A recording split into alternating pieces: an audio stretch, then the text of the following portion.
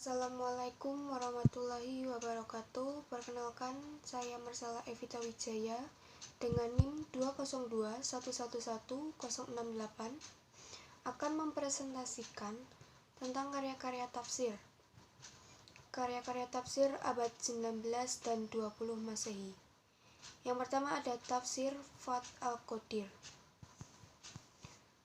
Judul lengkap kitab tafsir ini adalah Fath al-Qadir Al-Jami' Bain Fanai Al-Riwayah wa Al-Dirayah min Ilm Tafsir. Karya ini ditulis oleh Muhammad bin Ali bin Abdul Allah Al-Sawqani yang lahir di Hajrah, Saukan, bagian wilayah Yaman pada tahun 1173 Hijriah atau 1759 Masehi. Al-Sawqani telah menulis beberapa kitab. Di antaranya yang populer adalah Nail al-Autar dan Irsyad al-Takat. Al-Sawqani meninggal di Yaman pada tahun 1250 Hijriah atau 1834 Masehi dalam usia 75 tahun. Kitab tafsir Fath al-Qadir ini terdiri atas 5 volume berisi 2728 halaman dan dicetak pertama kali pada tahun 1349 Hijriah di Kairo, Mesir. Al-Sawqani berusaha menafsirkan ayat-ayat Al-Quran, khususnya ayat hukum, dengan mengedepankan penafsiran yang berdasarkan riwayah sekaligus dirayah. Disertai analisis pendekatan bahasa, baik dari segi i'rab maupun bayan. Al-Sawqani menolak penafsiran yang bersandar pada riwayat yang lemah. Demikian juga penjelasan dari seorang mufasir yang tidak thiqah atau kredibel. Muqaddimah tafsir ini berisi penjelasan tentang keutamaan Al-Quran, keutamaan tafsir, tingkatan-tingkatan mufasir, serta pembagian tafsir dan mufasir. Uraian penafsiran dimulai dengan penjelasan nama dan arti surat serta keutamaan surat tersebut. Di antara hal yang menarik tentang Al-Sawqani adalah pengakuan tulus dari hampir semua kelompok, khususnya Sunni dan Syiah. Yang keduanya mengklaim Al-Sawqani sebagai ulama kelompoknya. Menurut catatan riwayat hidupnya, Al-Sawqani di masa-masa muda memang mendalami fikih mazhab Zaidiyah, tetapi kemudian dia melepaskan diri dari mazhab Syiah pengikut Imam Sa'id tersebut dengan melakukan kajian fikih, bahkan berijtihad secara mandiri tanpa memperhatikan asal-usul mazhab fikih yang dipelajarinya. Demikian juga, dalam akidah, tafsir Al-Sawqani terlihat condong kepada mazhab Syiah. Namun pada sebagian persoalan ilmu kalam seperti pada surat Al-Baqarah ayat 55, Al-Sawqani berpandangan berbeda dengan aliran Syiah dan justru sesuai dengan pendapat ahli al-sunnah. Penguasaan Al-Sawqani yang sangat luas tentang fikih berbagai mazhab dan terutama kemahirannya dalam menelaah ayat-ayat dan hadis hukum memungkinkan Al-Sawqani untuk melakukan ijtihad secara mandiri. Yang kedua ada Ruh al-Ma'ni fi Tafsir Al-Quran Al-Azim wa Al-Sab Al-Matani. Tafsir ini ditulis oleh Abu Tana, Syihab al-Din, Al-Said Mahmud, Al-Alusi Al-Baghdad. Al-Alusi lahir pada hari Jumat 14 Sa'ban 1217 Hijriah atau 1802 Masehi di dekat Qur, Baghdad, Irak dan meninggal pada bulan Dzulqa'dah tahun 1270 Hijriah atau 1854 Masehi. Ia termasuk salah satu ulama besar di Irak. Latar belakang penulisan Ruh al-Ma'ni terkesan agak mistik.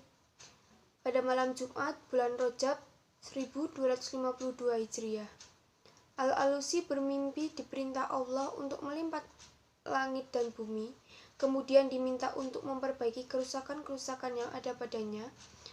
Dalam mimpinya, Al-Alusi seolah mengangkat tangan satunya ke langit dan satunya ke tempat air.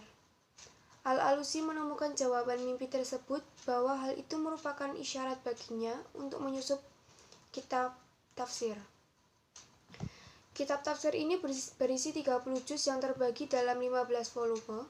Dalam penulisannya, metode yang digunakan Al-Alusi adalah tahlili dengan sumber penafsiran berpaduan antara Al-Riwayah dan Al-Rai. Sistematika penulisan kitab tafsir ini adalah dengan menyebutkan ayat-ayat Al-Quran dan langsung menjelaskan makna kandungan ayat demi ayat. Dalam analisanya, terkadang Al-Alusi menyebutkan asbab al-nuzul terlebih dahulu, namun kadang langsung mengupas dari segi gramatikanya, kemudian mengutip riwayat hadis, pendapat sahabat maupun tabi'in dalam menjelaskan makna kandungan ayat yang ditafsirkan. Al-Alusi sering mengutip pendapat pada mufasir sebelumnya, baik dari kalangan salaf maupun khalaf. Kemudian memilih pendapat yang dianggap paling tepat terhadap riwayat-riwayat Israiliyat yang sering disusupkan dalam literatur hadis.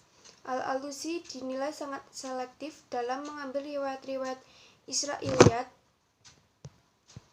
Hal itu disebabkan Al-Alusi banyak menekuni disiplin ilmu hadis dan banyak bergaul dengan para ulama al-hadis mutakhirin.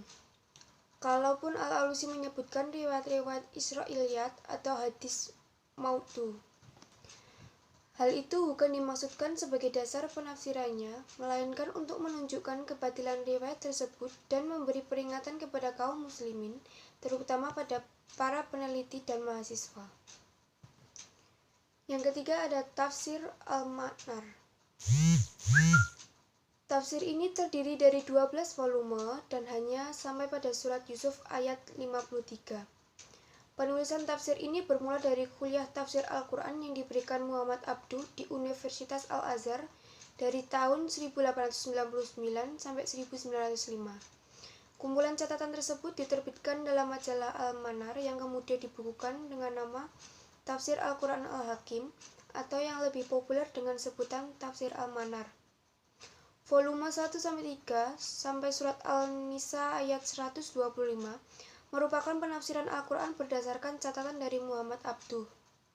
Sedang volume 4-12 adalah karya Rashid Ridho sendiri yang jiwa dan idenya disesuaikan dengan pendapat gurunya. Oleh sebab itu, dalam menafsirkan Al-Quran, Rashid Ridho banyak mengikuti cara penafsiran Muhammad Abduh.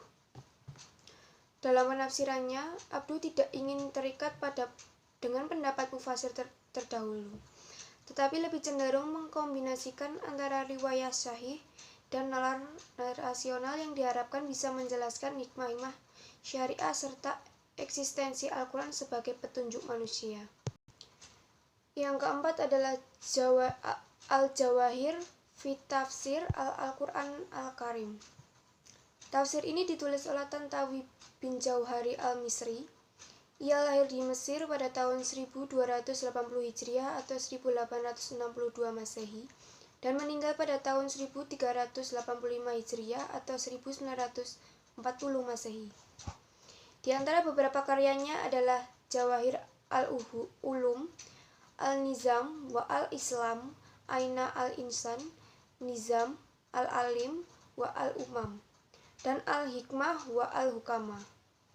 Tafsir ini berasal dari kekaguman penulisnya oleh keajaiban-keajaiban dan keindahan semesta, langit, bumi, dan tumbuhan-tumbuhan. Oleh karena itu, ia merasa perlu untuk menyusun kitab yang memadukan antara ayat-ayat Al-Quran dan keajaiban semesta. Tantawi memiliki obsesi terbesar dengan karya tafsirnya. Ia berharap kehadiran tafsirnya mampu membuka mata umat Islam agar memahami seluruh ilmu-ilmu yang terkait dengan alam semesta. Yang kelima ada Tafsir Al-Maraghi.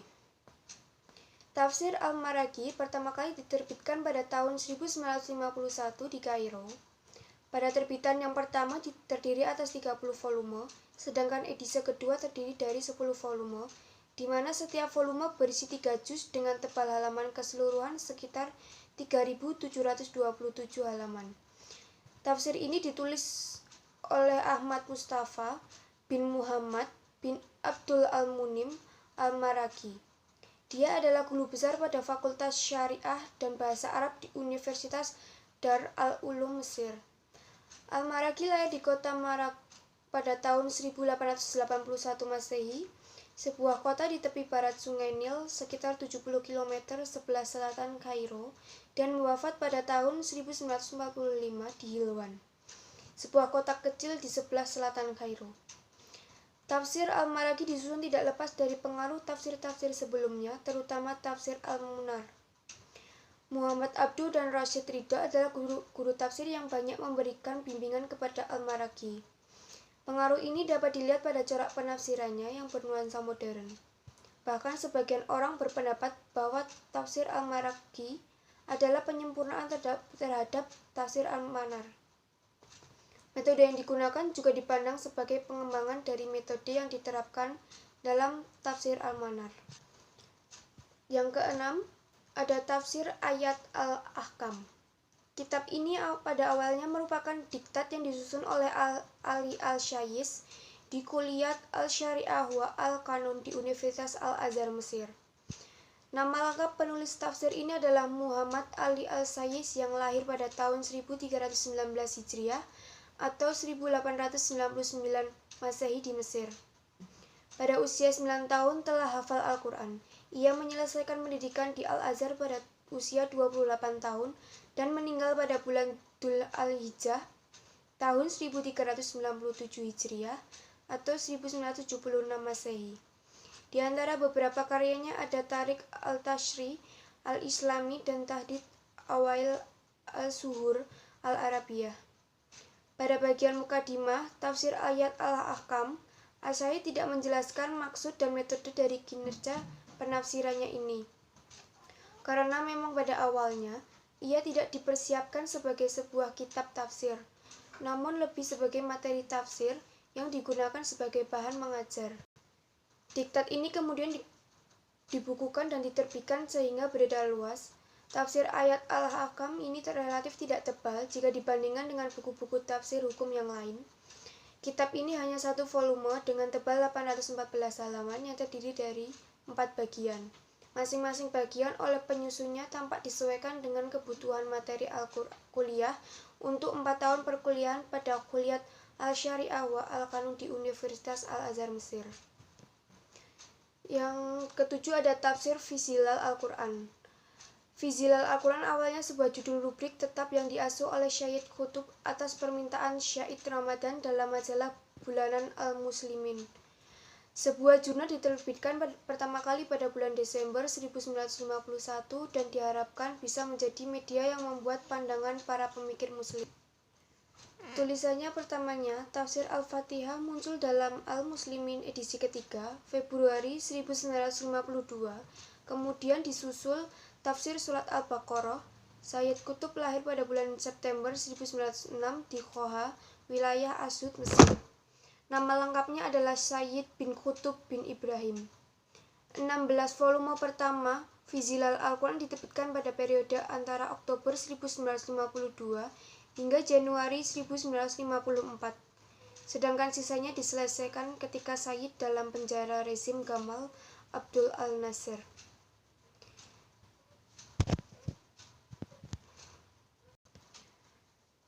Sekian, itulah beberapa karya-karya tafsir dari beberapa ulama.